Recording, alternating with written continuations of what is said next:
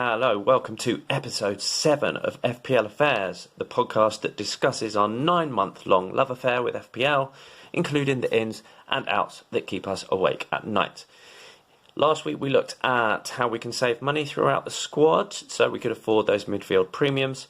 So this week we are going to look at those budget enablers for those 4th and 5th midfield spots. As Jack and I just can't stop talking about FPL, we split episode 7 into 2 parts. Anyway, let's get cracking.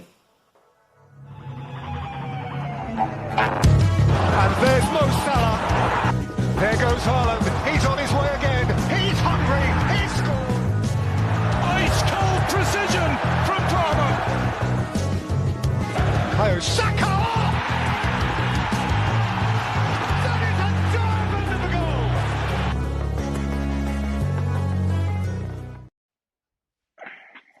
Hello, welcome to our latest video with me, Matt, aka FPL the Veteran, and Jack, our resident master. How are you, mate? Yeah, not much of a master this week, but we'll get on to that. Yeah. Sounds a bit dull, both of us, really. So Tough week for the master. yeah, I think it was a tough week for a lot of people, unless you had Salah and Captain Salah.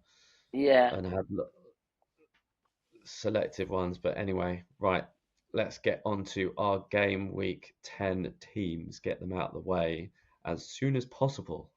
Yeah, I won't be talking much on this bit. No. Just pretend it never happened. We'll move on. So we have episode 7, Midfield Enablers. Okay, which will come on into a moment. Okay, bearing in mind last week we spoke a lot about how we could afford those premium options, but we didn't actually discuss the enablers that would fill that 4th or 5th or even both spots. If everybody could imagine Dwight McNeil on there as well. Just imagine he's on there. Yeah, definitely. Close your eyes and imagine Dwight McNeil's on there. Okay, right. Your team, talk us through it. Game week 10. Drop like a stone. I had 2 free transfers going into the game week.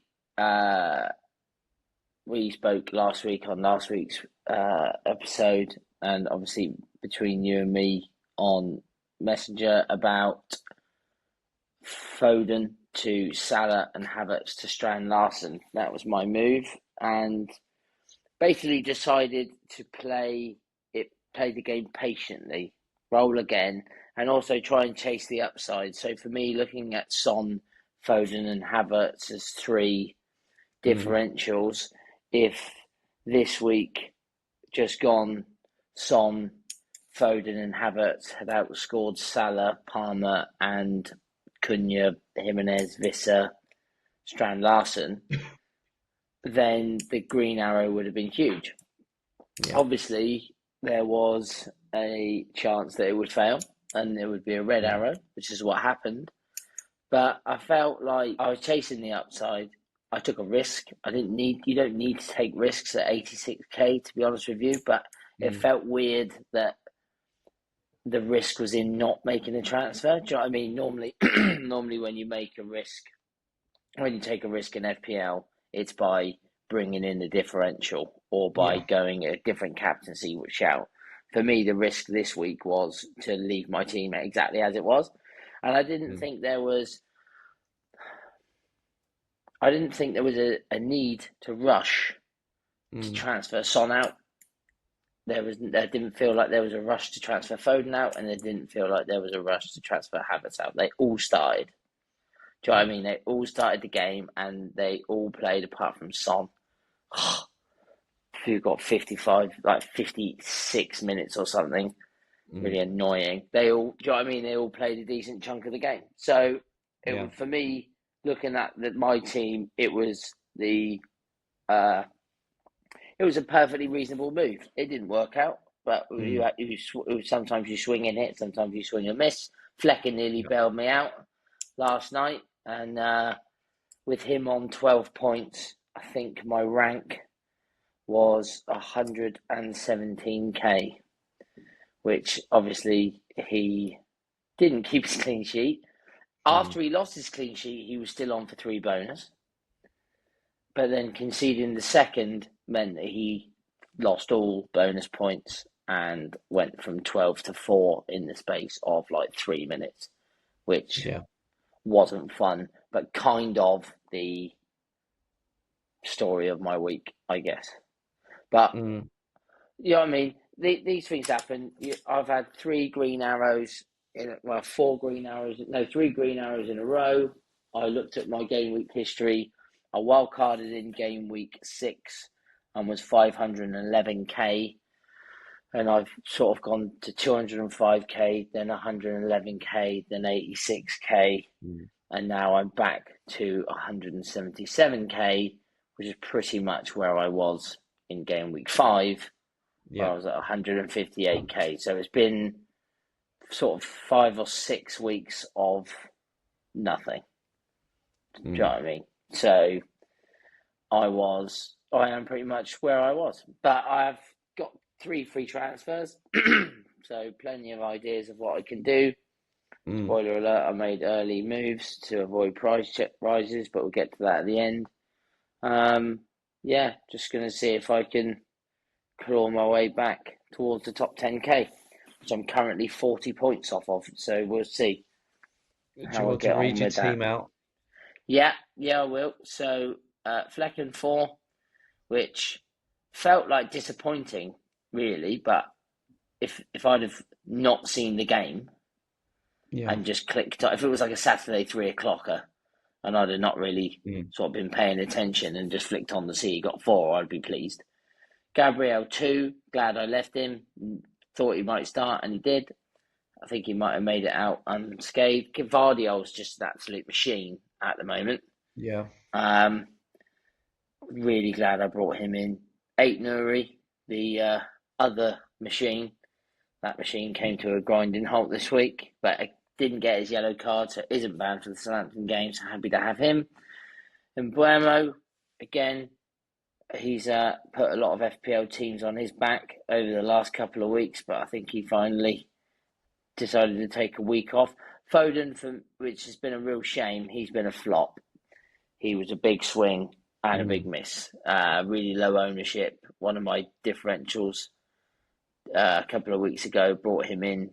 The only time he's returned was when he didn't start and he got an assist in the last minute.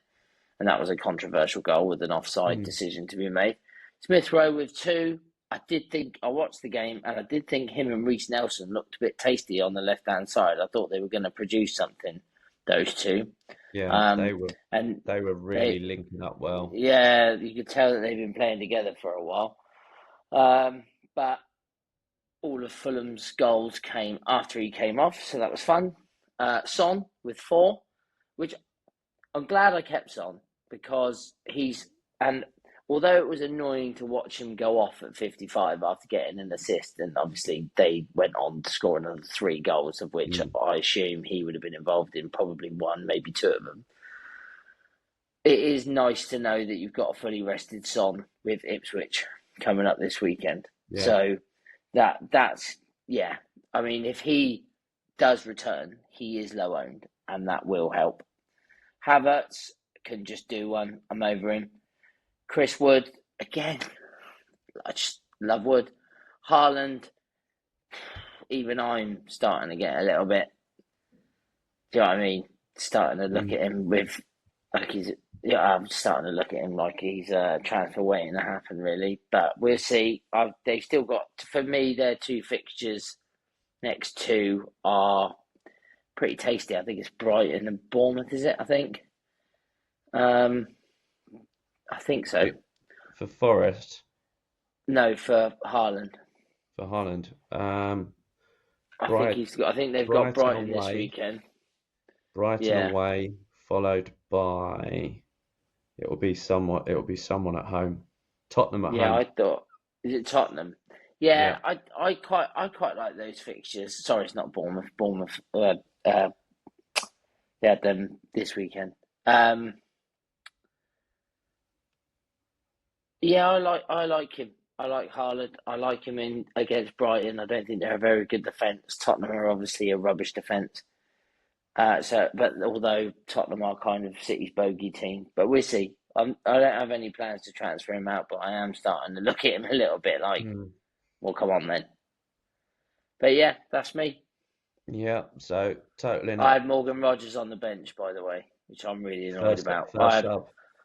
I've got that wrong pretty much every week between Rogers and Smith Rowe. I've got it wrong every time. I don't think I'm yet to make the right call between those two, to the point where I'm just thinking of binning one of them off so I don't have to keep making the decision, which we'll get onto later on when we talk about budget defenders. But yeah, 37 points. But then to be fair, fixtures-wise, home to Brentford or away to Spurs. Yeah, but that's what I mean. But they've been like that all season, the two of them. Yeah. They seem to return when you don't think so. And then I played them both last week, and neither of them returned, so make sense. So, yeah, that conundrum starting to wind me up. But yeah, old rank 86.5k, new rank 177k, gives me a change of 104.5%, and a game week rank of 5.9 million. So I was 13 points off of the safety score, and my total amount of points is 629. So we shall just leave that week and look forward to next week. How'd you get on? Same thing, even worse. last 3 weeks have been horrible, absolutely horrible 3 weeks. Well, you got the Rodgers points. Yeah, but I've talking through it, and I put this, I think, in the group as well, or just the admin chat. I had, going into the game week, I had five main dilemmas. I couldn't decide whether to start Raya or Fabianski. As you can see from the screen, I went with Raya. I think that was the wise choice. For 3 points over Fabianski, who got 2. So even if I'd done the opposite way round, it was only a points difference. Other options, I did start with Robertson, but because he was benched and didn't appear, Brentford's Nathan Collins came off the bench. He was my auto sub.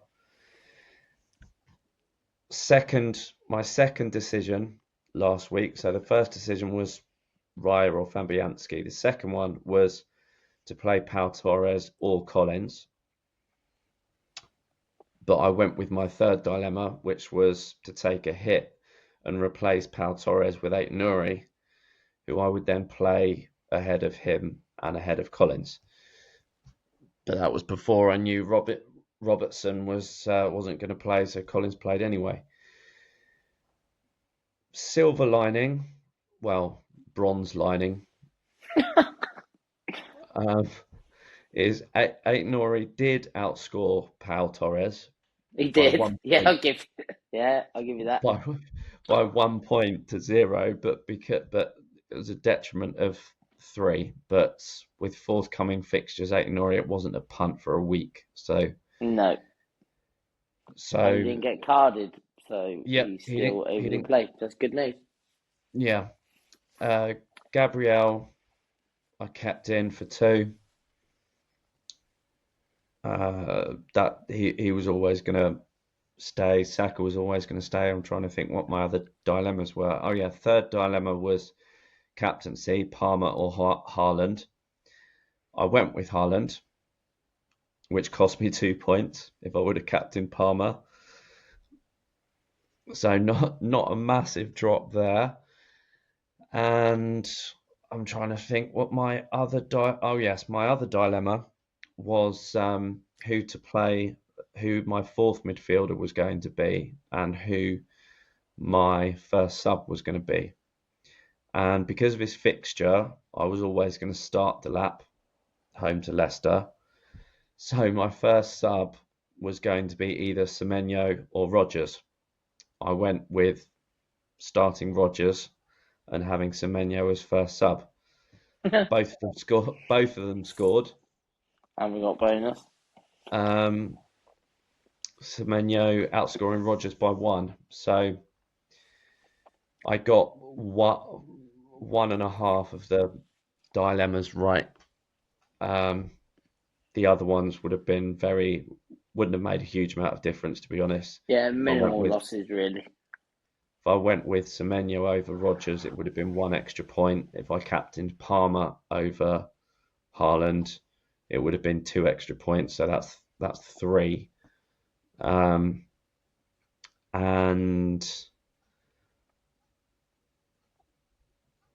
yeah, the other one, as I said, would have been, so I'd possibly been, had I got all of those dilemmas, those 50-50-ish decisions right, I would have only been 6 points better off. So it would have still been a red. Just not quite so big. So yeah, reading it, Raya 3 points, Collins 1, Aït-Nouri 1, Gabriel 2, Saka 2, Rodgers 9, Mbeumo 3, Palmer 3, Wissa 2, Haaland 4, Delap 2. As you know, last week I had a lot of dilemmas as to which, because as well as taking the hit for Aït-Nouri, I did. Seems a lifetime ago now. What was it? Oh yeah, Palmer and Wissa I brought in for Diaz and Watkins. So at least Diaz and Watkins both blanked. So that was a consolation that at least I didn't take out players that hauled. So yeah, it's kind of not much. It wouldn't have been much different had I completely left it or had I got those 50-50 decisions correct. So with the hit, I got 28 points. So total is now a miserly 528 altogether. Safety was 41. So like Jack, finished 13 points behind my safety score, 14 points on the bench, 10 of which was Semenyo, but it would have just been him over Rodgers. It didn't really cross my mind about playing him and Rodgers and benching someone else. No. To be honest. So old rank went from 3.75 million down to 4.5, which is a change of 19.71% drop, and a game week rank of just over 8 million. So the last I looked at my game week rank history, and the last 3 weeks have been 7 point something million, 7 point something million, 8.2 million. So yeah, and looking at Tough run. comparisons, yeah, well, it's definitely the worst start I've had in FPL for sure. Both. Well, let's see if we can turn it around, shall we? Both since I started paying more attention to it, and from even before that. So we shall see. But main topic for this week, those midfield enablers. So we talked about how to raise money in last week's 2 parts. Part 1, we looked at the cheaper options, how to save money in defence, how to save money in the goalkeeper areas by cutting down on Raya and Edison. We also looked at budget forwards. I went and brought in Wissa out of the 5 we looked at, and then we looked at the 5 premiums in part 2 of episode 6. But we didn't cover those midfield enablers because we can't afford all 5 premiums. Well, yeah, the most common move last week was like a Haaland or a Watkins or an Isak, or do you know what I mean? Or an expensive defender down to, do you know what I mean? So those were the most common moves. I think this week and the following weeks, I think a lot more people are going to start to look at trying to squeeze 2-3 premiums in. They're therefore going to have to maybe lose the likes of Mbeumo, maybe a Luis Diaz. Do you know what I mean? Players like that, or that are going to need to be downgraded in order to get those Palmer, Sakas, Sons, Haaland, Salahs. Do you know what I mean? Your big lads. So we both got Rodgers. Yeah. So as pictured in the screen as the sort of main header in the logo, we've included four midfield enablers that are sub 6 million, of which there's Buonanotte at Leicester, which a couple of weeks ago was quite a popular incoming pick at 5.1 million. And I know the Facebook group, the admin assemble, their team, he was brought in to help fund, I can't remember who now, but it was, that was deemed as a cost saving purpose and reasoning. I've got from those pictured, so Buonanotte, Emil Smith Rowe is pictured of Fulham, Morgan Rogers of Aston Villa, and Antoine Semenyo of Bournemouth. You said, Jack, who have you got again? My mind's gone blank already. Smith Rowe and Rodgers I've got, and you've got Rodgers and Semenyo. Yeah. And I've had them both from the start of the season, and I've held them throughout. So I think they've both gone up. I think Rodgers has gone up like 0.4, and I think Smith Rowe's gone up 0.2. I started the season with both Smith Rowe and Rodgers as my two cheaper end midfielders, and I switched from Smith Rowe to Semenyo on wildcard because Fulham were going into some tough fixtures, and Bournemouth had a few nice ones, so I made that switch then. Others which aren't pictured we'll come on to, but what are your thoughts on the pictured four, Jack? I think when it comes to budget options in general, I think you have to look at what teams they're playing for, because they're budget options, so they're unlikely to score week in, week out, right? However, the team that they're playing for, the more successful that team is, the more likely they are to be involved in goals.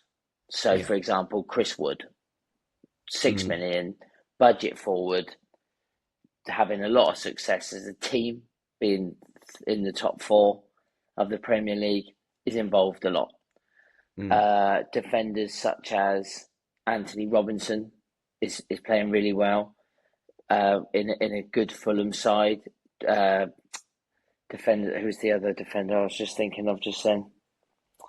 What was his name? Aina. Sorry again. Yep. So playing for a Forest side that's having a lot of success this season. Luca Digne playing for a successful Villa side. Rico Lewis playing for a successful Manchester City side. So you look at the budget options, and then you look at the team that they're playing for. And so, for example, Buonanotte, for me, although it's a good price, isn't playing for a particularly successful team. I know they score goals, Leicester, but a lot of them are skewed towards Jamie Vardy. Same with Chris Wood, for example. He's obviously having a very good season, but players such as your Hudson-Odois and your Gibbs-Whites and your Anthony Elangas aren't necessarily as involved as Chris Wood is in the goals. Same with, my mind keeps going blank. Who was I just about to go on to then? Sorry. I've lost it. Talking about Forest? But no. I was going to go on to somebody else then, but I can't remember who it was, but it'll come back to me. But Smith Rowe, from watching Fulham, is involved a lot, as is Morgan Rogers, involved a lot. Antoine Semenyo for Bournemouth is very much their key man, I would say. Obviously, Evan Nielsen is a good striker. He's recently come to the club, but before he came to the club, they were very much dependent on Semenyo. Even towards the back end of last season, he was banging in goals very, very often. Yeah. And again, Bournemouth are having a lot of success and scoring a lot of goals. Rodgers is currently playing in a really successful Aston Villa team that are playing really good football, scoring plenty of goals, and he's playing just off the shoulder of Ollie Watkins. So he's most likely to get involved because he's playing with a prolific striker.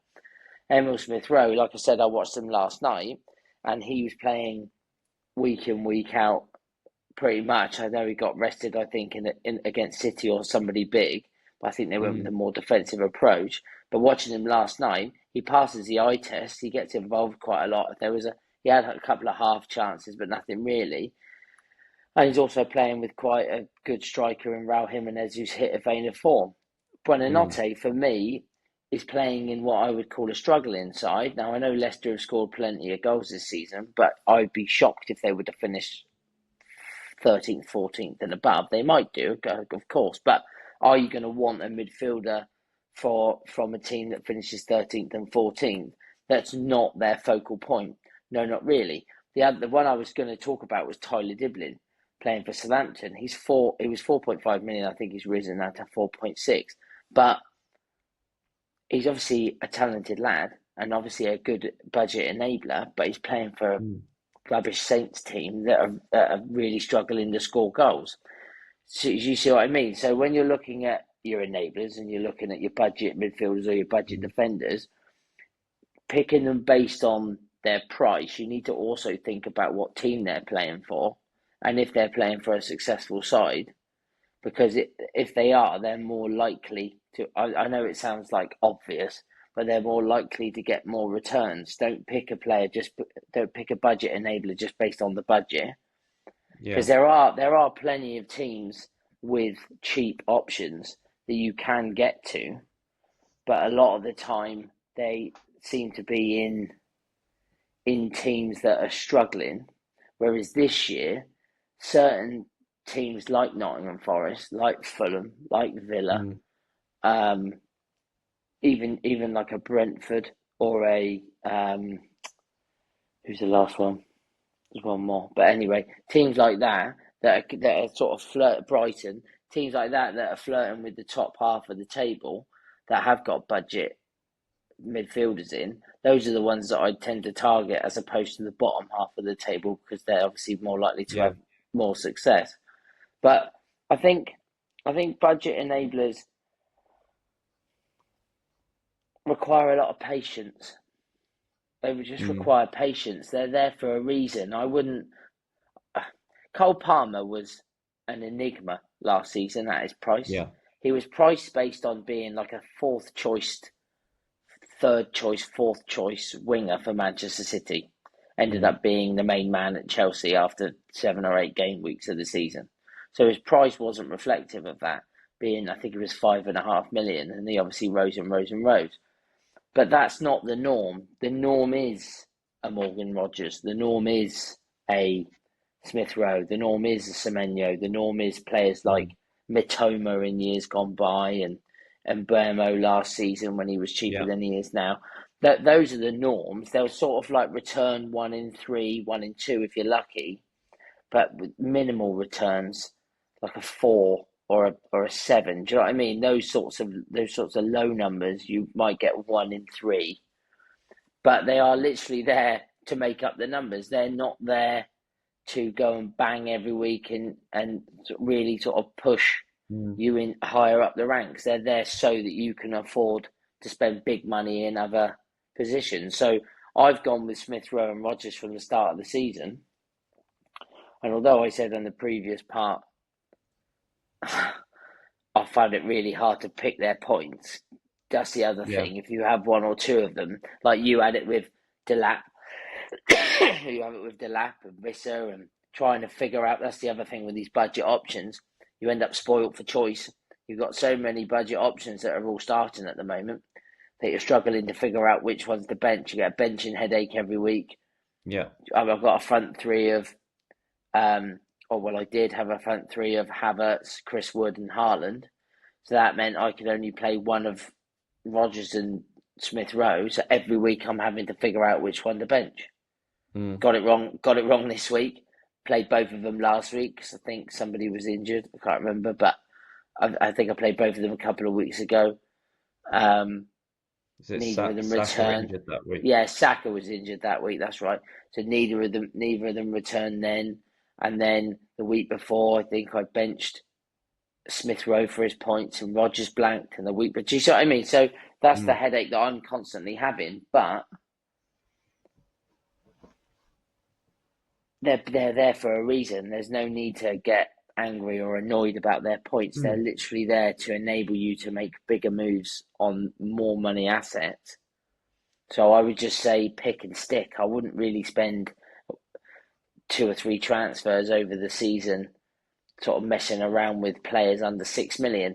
Obviously, there are fixtures. So, for example, Semenyo's fixtures are about to get better. That and if one shows as the best option, like Semenyo in all fairness, and Rodgers are sort of pushing at the top. Obviously, there's Dwight McNeil there. Dwight McNeil was the one I was going to come on to. He's obviously a great budget option, but he's playing for a really struggling Everton team that are really struggling to score goals.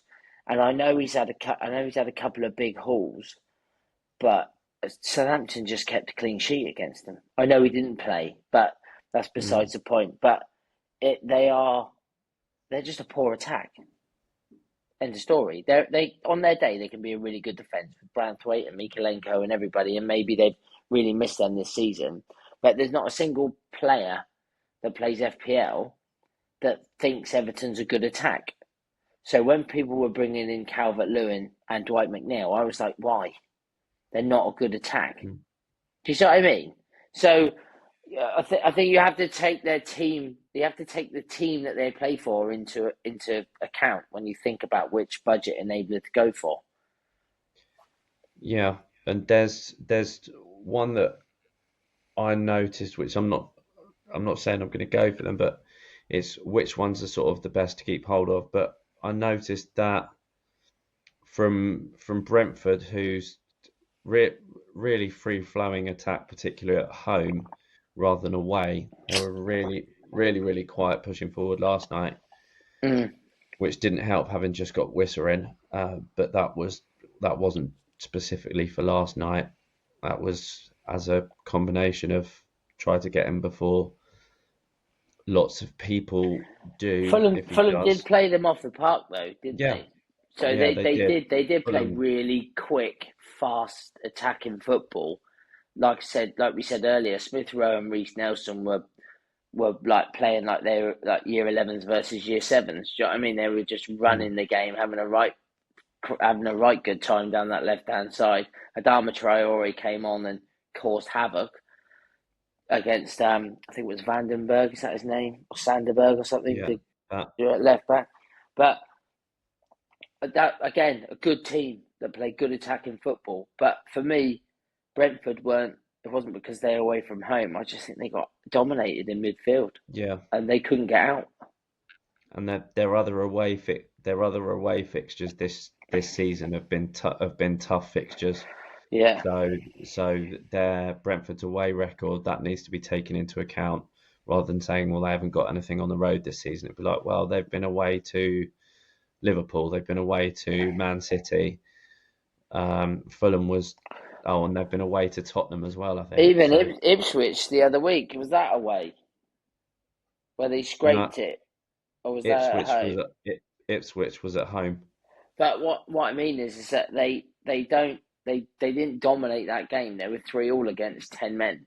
And obviously there were a lot of goals in that game. But for me, the Brentford defence is shocking. I've fallen into an absolute trap with Fleck, and I have no idea what to do about it. Even before last night, I thought I need to transfer out Flecken, and then he was obviously sat on 12, so I thought famous last words. But their defence is shambolic. They concede so many goals. When I wildcarded, and it was very much was debating about with fixtures and goalkeeper, and Flecken was in mind, and in the end I thought, well, Brentford's fixtures are going to turn, so I thought, as from a differential angle, instead of going Flecken in goal with another 6 million defender. I went with Raya in goal and a budget option in with attacking potential in Brentford's defence. And I did get a 10-pointer from Collins the Legend for other that. week. He And was a legend for he that. is, I think I remember reading certainly at the time that for defenders with attacking returns this season, I think the top two are Aït-Nouri and Collins. But then they play for defences that don't keep clean sheets. No. I think the So other thing I'd say is that when you choose a budget midfielder, I wouldn't go for wingers. I would try and steer clear of wingers. I think managers, and this is sort of going off topic a little bit, but I reckon wingers get changed more than midfielders, central midfielders. Do you see what I mean? So if you're having for squad rotation, yeah, squad rotation, yeah. So if you've got Adama Traore last night got rested, Iwobi has been rested. Players like even Garnacho, I know he's obviously a little bit more now, but he gets rotated. Tyler Dibling got rotated. There are wingers. Does that make sense? If you're a football manager in the Premier League and you're struggling for results, you're more likely to change a winger than you are a central midfielder. If you're playing okay, and also they get changed, they get substituted earlier as well. So if you had who was playing on the right for Fulham last night that came off for Adama Traore, I can't remember, but Son came off early. I know he was injured, but the managers rotate wingers more than do central midfielders because it disrupts the flow of the team a lot more, changing an 8 or a 10 than it does to change a winger. So I think I'd look at that when I do it, which is why, again, Smith Rowe and Rodgers, both being number 10s, are probably better options than the wide men. Yeah. But, I mean, Semenyo is obviously the exception to that rule. But I think he's Bournemouth's main man. I do. I think he's Bournemouth's main man. But is he worth the amount of money more than Morgan Rodgers? I don't know. Yeah. I don't know. That's the sort of pickle I'm in, which is where, and in the similar price bracket to Rodgers or marginally, just name dropping a couple that have said, is that for Brentford, if you're avoiding a Burmo for whatever bonkers reason, is on the left side of that front three, Brentford's front three, Lewis Potter, who was very quiet last night, as all of Brentford's attacking assets were. He's down at 5.1 million if you wanted differential Brentford attack. But again, though, I think you need to decide what sort of budget midfielder you want. You either want one for just secure of minutes. So you want one that's just going to, he's going to get 80 to 90 minutes every week. There's a chance of an attack in return. It's sort of more likely not than more likely to get one, but he's there just so you're able to spend the money elsewhere. And then there's other people that might want to go for a Semenyo, who is, do you see what I mean? I think there's three grades. You've got a Tyler Dibling at 4.5, 4.6, who's literally there because he's going to get a point, maybe two, maybe the odd goal. Yeah. But he's there purely as bench fodder. I'm taking all the money out of that spot and going to the cheapest possible player that is likely to play minutes. And I'm going to spend all of that money. Then you come up a bracket to like a Smith Rowe or a Rodgers or a Buonanotte or like a Lewis Potter that you just said, where you go, okay, I'll spend that extra 0.5, 0.6 million for guaranteed minutes, really. Do you know what I mean? You pay that a little bit more for guaranteed minutes and that's slightly more attacking threat. And then you keep going to like a 6 million, like a Semenyo. And then you get to like a Garnacho, who's slightly more at 6.3. Some of the Brighton lads are around that. And so you need to decide sort of where on that scale you want to go. If you go for a Tyler Diblin, then don't expect anything, but just sit him out there, hope he gets 1 or 2 points, and just spend as much of that money elsewhere as you can. With my team, I have Smith, Rowe, and Rodgers, and like I said, I have a benching headache every week because they're two very similar players playing for very similar teams, both playing behind two very similar sort of in-form strikers at the moment. So therefore, and neither of them are like whatever the opposite of fixture proof is. So they can go and Aston Villa can go and get beat by Tottenham 4-1. But if I'd have told you they were going to win that game 2-0, no one would have been surprised. Yeah. So you can't, they're unpredictable. You don't know whether Aston Villa's going to go and get beat or you don't know if they're going to lose. Same with Fulham. So again, trying to choose who to start is again a benching headache if you have two of them. So if you do have two of them, it might be best to have a Tyler Diblin and a Rodgers, or a Tyler Diblin and a Semenyo if you want three other spots to be like Salah, Palmer and Saka, for example, and you just want two budget options. Go one really low and then go one sort of mid-range budget. So therefore you're not sat there with like do I play Rodgers, do I play Smith Rowe conundrum? Yeah. Or if you're really like risk averse and you think, oh well, then just go for two really cheap options, and just as long as they get minutes, just be happy with that. Do you know what I mean? And spend all of it. Well, but I wouldn't do that. Not with Christmas coming up. You're going to want lads that are likely to start, likely to get 90 minutes. It's going to be a lot of squad rotations. It's going to be a lot of auto subs. Do you know what I mean? So, which moving on to our particular sort of plans for game week 11. You said you've made 2 of your 3 free transfers already. So, what early transfers did the master make? Join us in part 2, released on Thursday morning, 6 a.m.